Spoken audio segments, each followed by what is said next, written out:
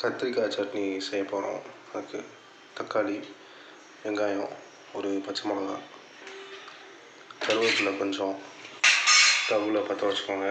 பற்ற வச்சுட்டு காய்ச்சியில் கொஞ்சோண்டு எண்ணெயை போட்டு காய விட்டுறணும். 2 கத்திரிக்காவை தண்ணியில் போட்டுறணும் வெட்டி.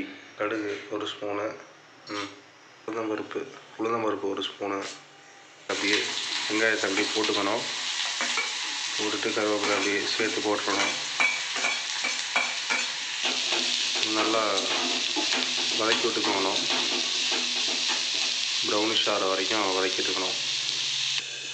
வெங்காயத்தை வதக்கி விட்டு மூடி வச்சுருங்க. கொஞ்சம் நேரம் வதங்கணும். நல்லா அப்பப்போ எடுத்து வதக்கி விட்டுக்கணும்.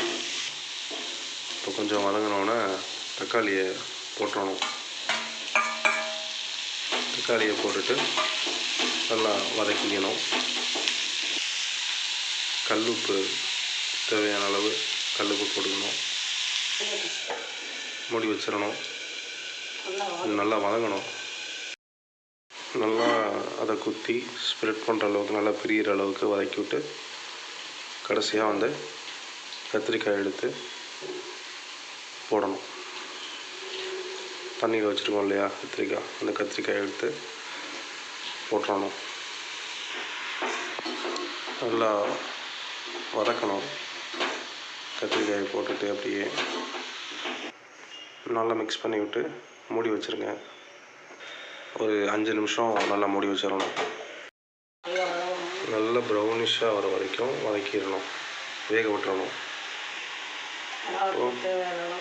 1 ஸ்பூன் மிளகாத்தூள் தேவையான அளவு போட்டுக்கணும். நம்ம இன்னொரு ஸ்பூன் ஆட் பண்ணுறோம். நல்லா வதக்கிக்கணும். அப்படியே தேவையான அளவு தண்ணி ஊற்றிட்டு கொஞ்சம் மிக்ஸ் பண்ணிவிட்டு, நல்லா தேவையான அளவு தண்ணி ஊற்றிட்டு மிக்ஸ் பண்ணிவிட்டு, கொஞ்சம் மிளகாத்தூள் தேவைப்படுது, அதனால் இன்னும் ஆட் பண்ணிக்கிறோம். இப்படியே சட்டியிலே வெந்துச்சு அப்படின்னா ரொம்ப லேட் ஆகும். அதனால் என்ன பண்ணுறோம், ஒரு ட்ரிக்கு, அதை அப்படியே எடுத்து குக்கரில் ஊற்றியாச்சு. குக்கரில் ஊற்றி வேக விட்டோம்னா சீக்கிரம் வெந்துடும். கத்திரிக்காயெல்லாம் வேஸ்ட் பண்ணக்கூடாதுல்ல, அதனால் கொஞ்சம் தண்ணியை ஊற்றி அதை அப்படியே குக்கரில் ஊற்றியாச்சு.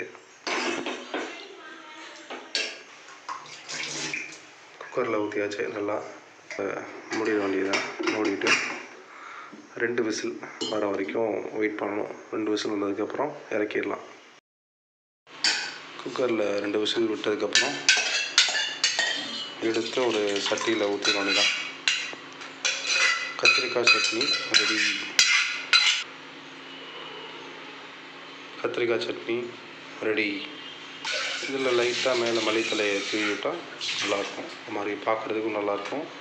மல்லித்தலையுடைய சாறு இறங்கி டேஸ்ட்டும் நல்லாயிருக்கும். மல்லித்தலையை தூவி விட்டுற வேண்டியதான். தூவி விட்டால் கத்திரிக்காய் சட்னி ஃபஸ்ட் கிளாஸாக ரெடி ஆயிடுச்சு. ட்ரை பண்ணி பாருங்கள். நீங்களும் நல்லாயிருக்கும்.